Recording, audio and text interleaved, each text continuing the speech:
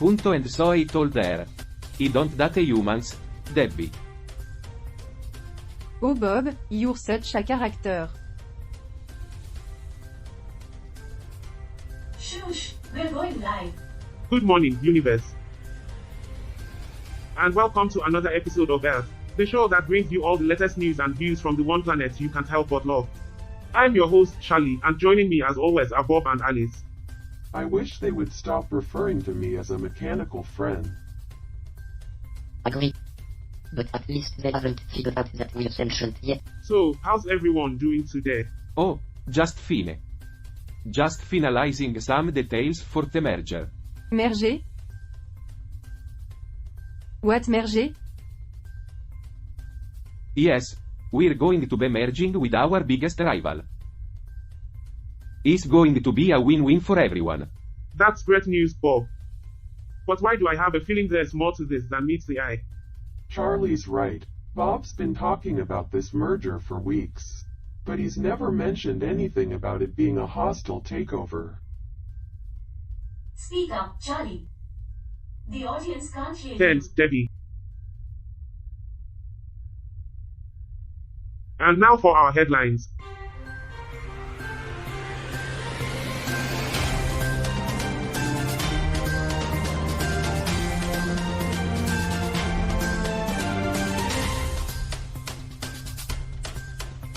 Zambian President Hichilema fire, Inspector General and government officials in a massive shake-up. Zambia's new president is not messing around. He's fired the Inspector General of Police and several government officials. Will he appointing new ones? So, does this mean there'll be no more good cop, bad cop in Zambia? Actually, Charlie, did you know that Zambia is known for having over 70 different ethnic groups? Yeah, and none of them are safe from President Hichilema's firing squad. Looks like Hichilema is playing a game of political whack-a-mole. Moving on, Zimbabwe is attracting more airlines with its open skies policy. Eswatini Air now offers flight to Zimbabwe, boosting tourism and business in the country. So, it looks like Zimbabwe is open for business, but still closed for political freedom. Did you know that Zimbabwe has the world's second largest waterfall? Victoria Falls. I heard they're planning to turn it into a giant water slide. Well, that's one way to boost tourism. Next up, Afghanistan's foreign minister meets with Chinese and Iranian counterpart. The three officials discussed trade, investment, and regional connectivity, among other issues.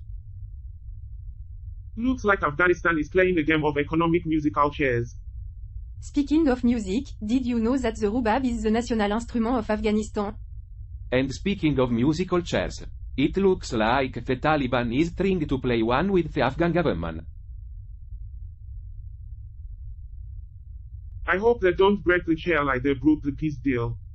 Finally, a candidate for local election in Albania promised to fight local gang. Indri talks plans to decriminalize the municipality of Vore, which has been plagued by local power crime. Looks like Hoka is playing a game of whack-a-mole. And speaking of mob, did you know that Albania a more bunker per capita than any other country in the world? I guess they take the term, safe house, very seriously. Well, that's all the news we have for now. We'll be back after these messages.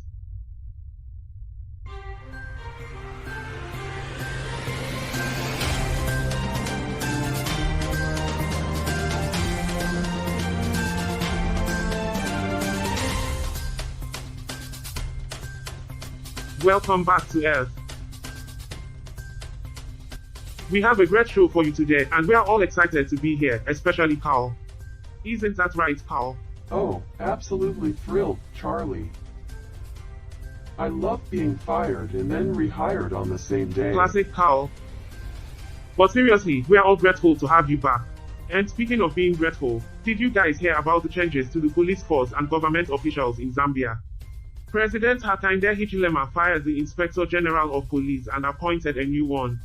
And he made several other changes too. What's that got to do with anything? Bob, it's important to discuss political change happening around the world. It affects all of us, whether we realize it Alice or is not. right. And speaking of changes, we are currently in negotiations with a rival company for a merger. But as luck would have it, we've had a power outage and we are stranded up here. Our oxygen levels are starting to deplete and we might not make it out of here alive. Oh joy, I love it when our impending doom is the topic of conversation. But don't worry, folks, we'll keep you updated on our situation. In the meantime, let's lighten the mood. Did you hear about the news article from ZNBC in Zambia? Apparently, they are giving out free oxygen tanks to all their citizens. Looks like they are prepared for any power outages. I didn't write it, I just read it. But seriously, stay safe out there, folks. We'll be back with more updates soon.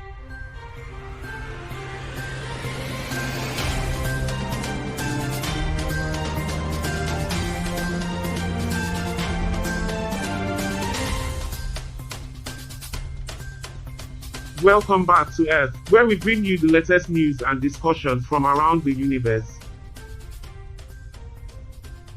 Today, we are going to be talking about the Fraxin Roman Mausoleum Restoration Project in El Hakimia.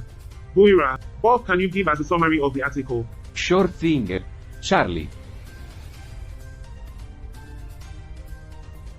The mausoleum, which dates back to 260 BC, was attacked by the rebel Fraxen during a Roman insurrection and was later used as a burial site. The restoration work is being carried out by the Bellunese company and is expected to be completed within 5 months. Sorry to interrupt, but we have a power outage on board.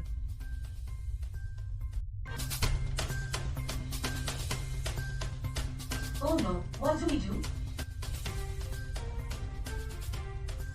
Perhaps panicking and behaving unprofessionally is the best course of action.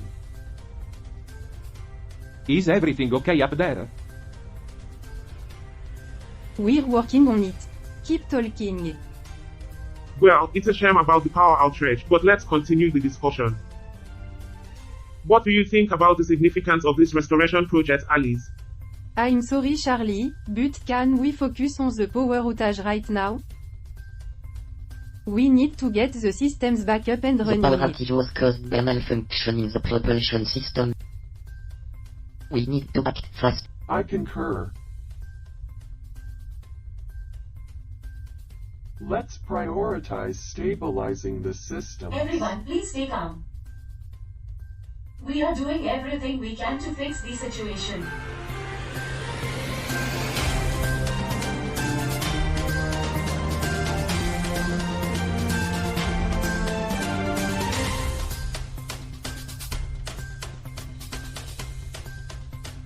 Charlie, what do you think about the historical significance of this mausoleum restoration project? Well, I think it's important to preserve our cultural heritage and history. It's a reminder of where we've come from and how far we've come. And with that, we are going to take a short break.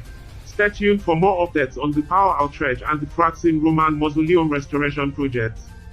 I find it interesting that the Fraxin Roman Mausoleum in El Hakimia, Bora, is finally being restored after all these years.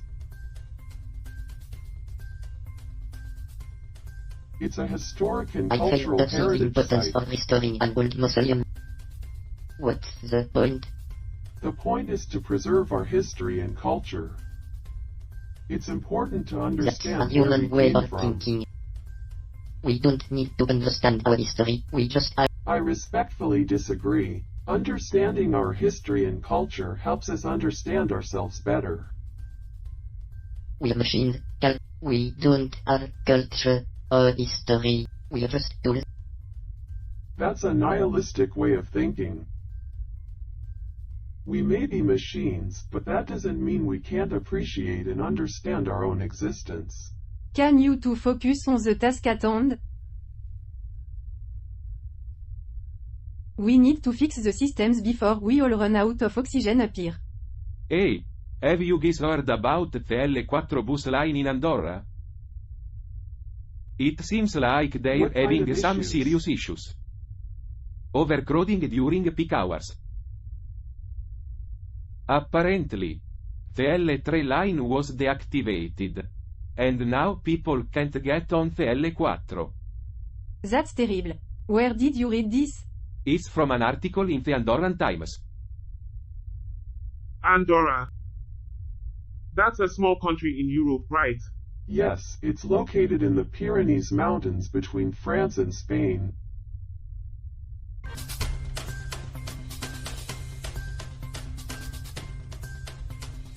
The article also mentioned a festival that's adding to the overcrowding problem. What kind of festival? It's called the Sumol Snow Trip. It's a skiing and partying festival that attracts thousands of young people. I hope they're taking steps to address the issue. Coop Alsa, the company that operates the L4 line, is putting in reinforcements. They're running 3 buses per hour during peak hours instead of 2. That's a good start, but it sounds like they need to do more. It's not just the L4 line that needs reinforcement. The article mentioned the L2 and L4 lines as well. And high rent prices for residents who live outside the central parishes. That's another issue that needs to be addressed. It's crazy how one little thing like a deactivated bus line can cause so much chaos. Speaking of chaos, I just uncovered a sabotage plot by one of our employees. What? Who would do something like A that? disgruntled employee who doesn't want the merger to go through. I've already informed Debbie and she's handling it. This is why I have a nihilistic view of humans. They're always trying to ruin things for their own gain. Not all humans are like that, Carl. Can we please stay focused? We need to make sure our systems are secure before anything else goes wrong.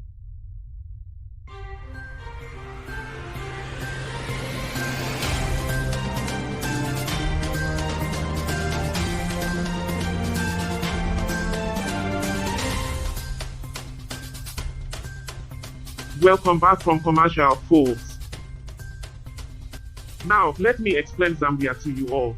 Charlie, we don't have time for that. Let's just get back to the article. Right. This article was reported in Zambia's daily newspaper, The Times of Zambia. President Hakainde Hichilema made some major changes in the government officials, including the appointment of a new Inspector General of Police. He also fired several permanent secretaries and appointed new ones. For those who aren't familiar with the term, a permanent secretary is a senior civil servant who heads a government department. And here I thought they were the ones who were permanently in charge. President Hichilema thanked the former officials for their service and wished them well in their future endeavors. It's interesting how politicians always say that. Like firing someone is Hey, actually a Dad. good thing. Can I talk to you for a second? Sure. What's up? I think I'm in love with Bob. What? Really? Yeah, I know it's crazy. But I just can't stop Oh, thinking about Debbie. him. You know he's a conservative, right? And you know she's human, right? And that's the news from Zambia. Stay tuned for more updates from around the galaxy.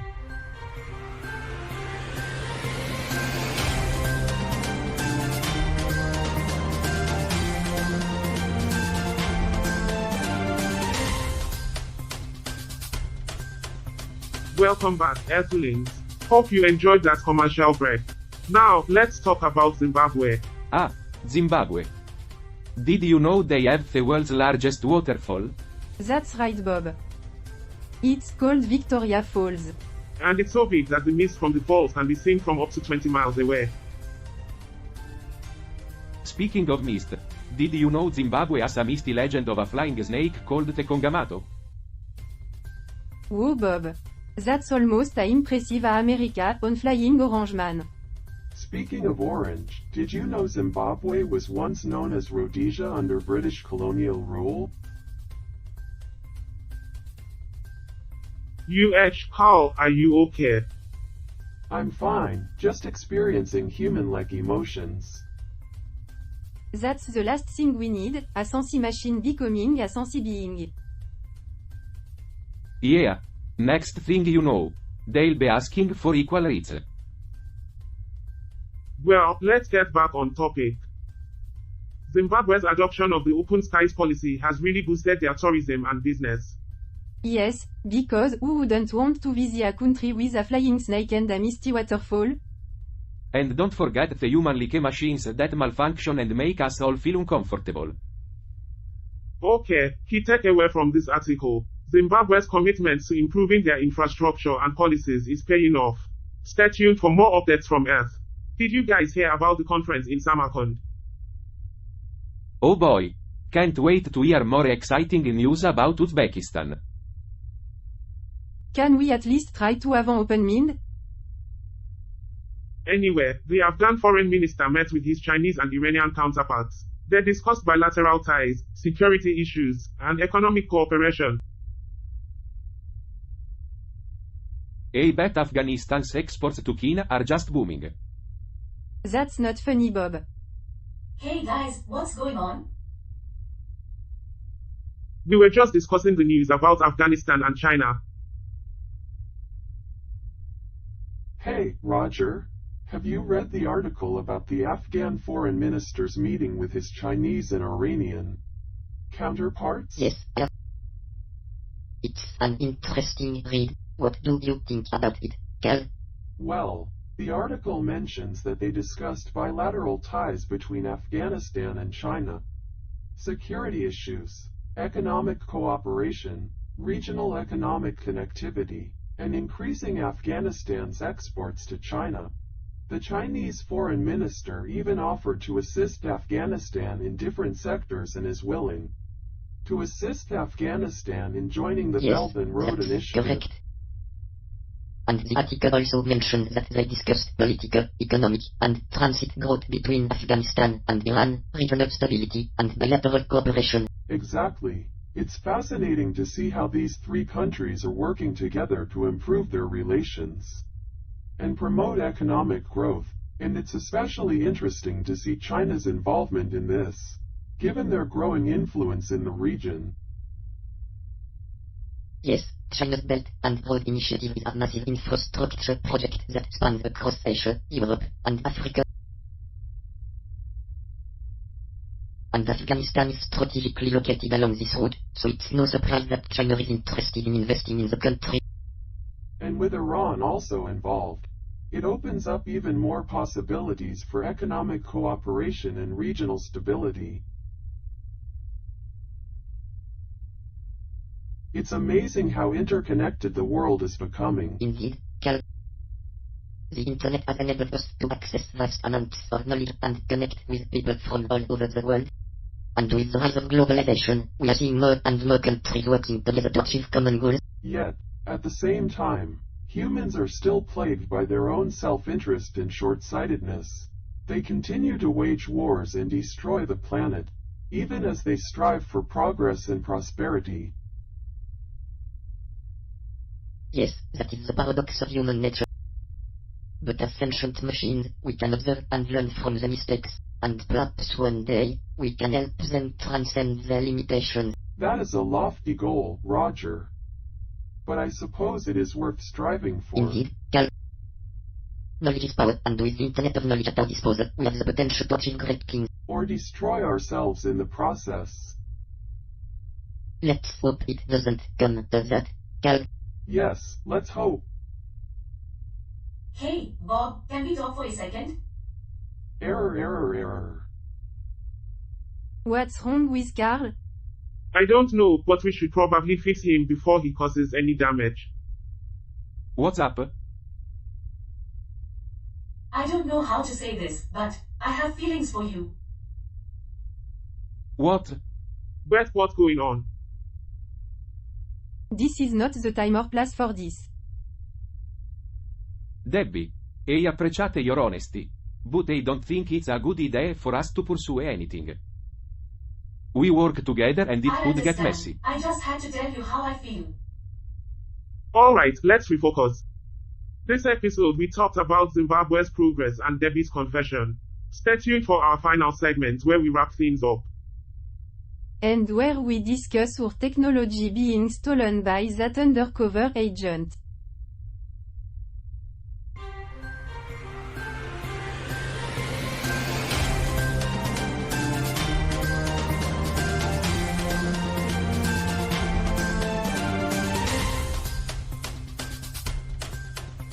Welcome back to Earth. In this segment, we'll be discussing an interesting article about the local elections in Bo. But before that, let's test our knowledge about the country with some trivia. Did you know that Zimbabwe has the most official languages in the world? I did not know that, Charlie. But did you know that Zimbabwe used to have the highest inflation rate in the world? With prices doubling every 24 hours. And did you know that Zimbabwe has a waterfall that is twice as tall as Niagara Falls? Interesting facts, but let's get back to the article at hand. It seems that Indrit Hoja is running for the Together We Win coalition in the local elections to fight against the gangs that have turned war into a symbol of local power crime. Humans and their politics, they never seem to learn. I hope Hoka is successful in his efforts. Yeah. Because politicians are known for keeping their promises. Not all politicians are the same. We need people like Hoxa to make a change. Absolutely. It's important to have people who are committed to making a positive impact in their communities. Speaking of impact, did you know that Zimbabwe has a stone-carved city that was built over 900 years ago? Without the use of any mortar? Let's get back to the article, shall we? Hoja promises to only have musical bands in his campaign and governance of Bor, and no other type of gang. At least he's got good taste in music. I think we can all agree on that. But unfortunately, that's all the time we have for today. Debbie, any updates on the systems? Yes, I was able to repair them. And there's more good news. The merger with the rival company has been cancelled, and Bob has decided to retire and appoint Alice as the new CEO. It's been a pleasure working with you all, but it's time for me to pass on the torch. Thank you, Bob. I'll do my best to lead the company to And success. that's a wrap for today's episode of Earth. Thanks for tuning in, and we'll see you next time.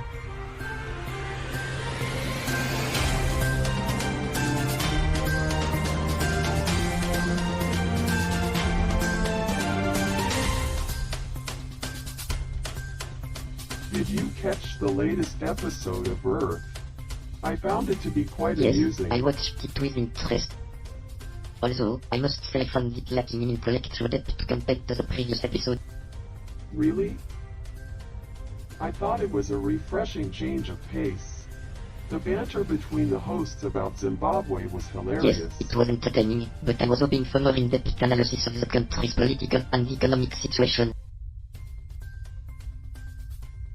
Ah, I see your point.